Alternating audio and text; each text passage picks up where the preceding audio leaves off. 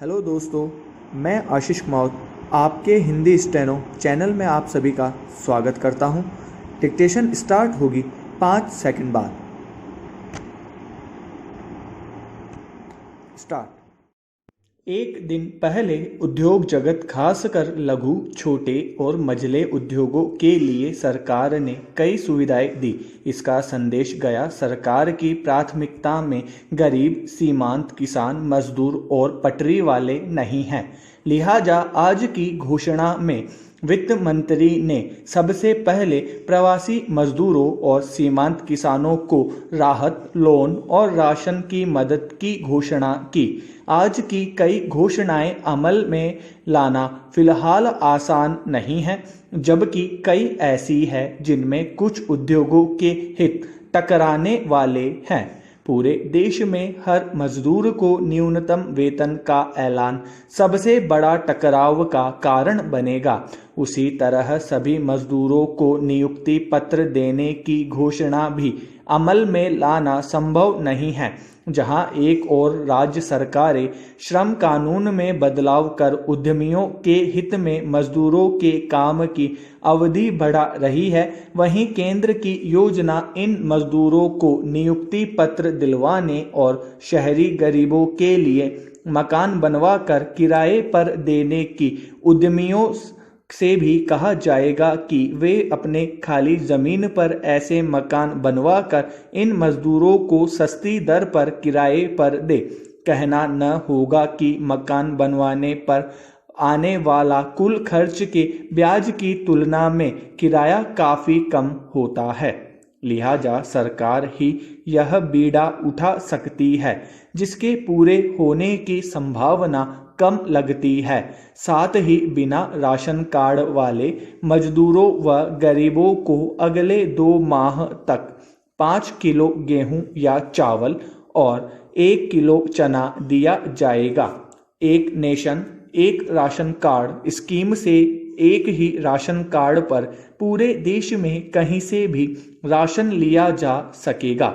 सरकार ने आज माना कि कुल 8 करोड़ प्रवासी मजदूर है, जिनको संगठित क्षेत्रों के मजदूरों जैसे लाभ नहीं मिल पाते।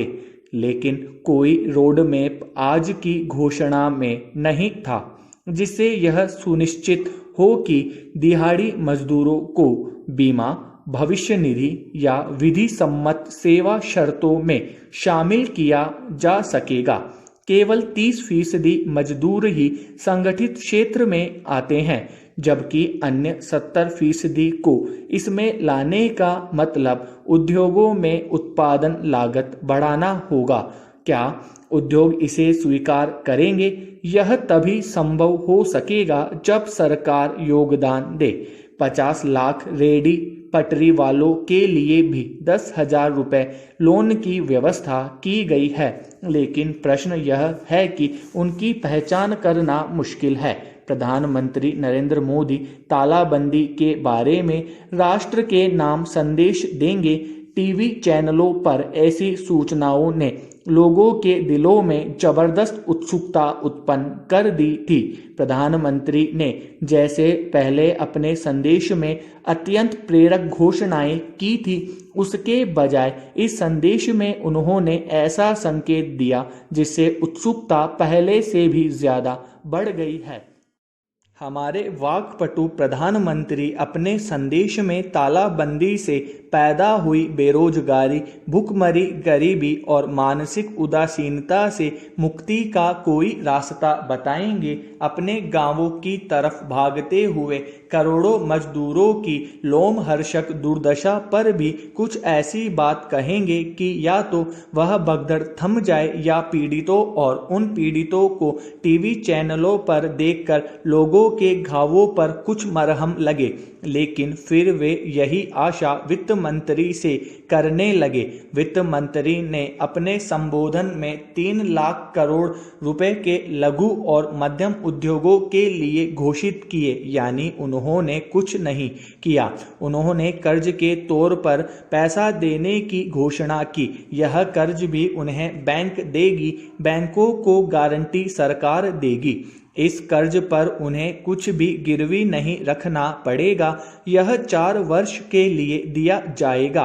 पहले वर्ष में किस्तें नहीं ली जाएगी। इस पैसे से उद्योग धंधों में लगे कर्मचारियों को नियमित वेतन दिया जा सकेगा और बंद कारखाने चलवाए जाएंगे। इस 3 लाख करोड़ की राहत से 45 लाख उद्योगों में जान पड़ जाएगी और लगभग 12 करोड़ लोगों के रोजगार की रक्षा हो जाएगी। इसी तरह की कई अन्य सहूलियतों की घोषणाएं भी की गई। लघुत्तर उद्योग की सीमा 1 करोड़ से 5 करोड़, लघु उद्योग की 10 से 50 करोड़ और मध्यम उद्योग की 20 से 100 करोड़ कर दी गई। इसी तरह से भविष्य निधि, आयकर, बिजली उत्पादन, भवन निर्माण आदि में तरह तरह की छोटी मोटी छूट दी गई है।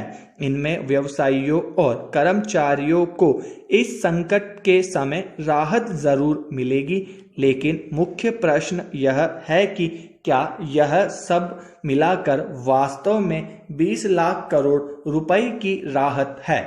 हो सकता है कि कुछ और राहतों की घोषणाएं भी धीरे धीरे होती रहे, लेकिन कई अर्थशास्त्रियों ने आंकड़े देकर बताया है कि वित्त मंत्री ने जो घोषणाएं की है वे 5-6 लाख करोड़ रुपए से ज़्यादा की नहीं है।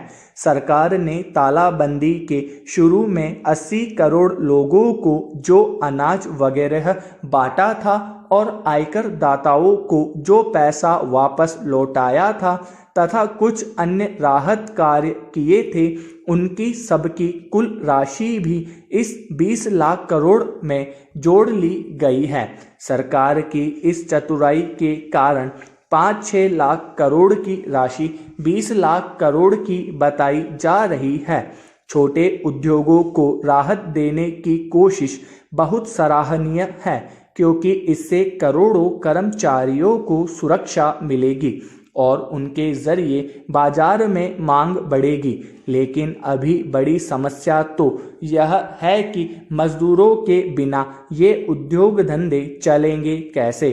श्रमिक कानूनों में राज्य सरकारों ने जो बदलाव कर रही है, उनके कारण जो मजदूर काम पर लौटना चाहेंगे वे भी हतोत्साहित होंगे।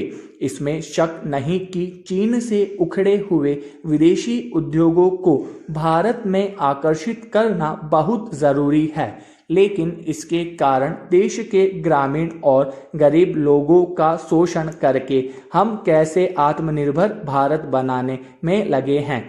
अभी लाखों करोड़ों प्रवासी मजदूर अपनी जान जोखिम में डालकर अपने गांवों की तरफ भाग रहे हैं। उन्हें और अपनी सड़ी हुई फसलों से निराश हुए किसान भी कुछ भारत सरकार और राज्य सरकारें कुछ सुध लेगी या नहीं, उन्हें सरकार तत्काल राहत देगी या नहीं।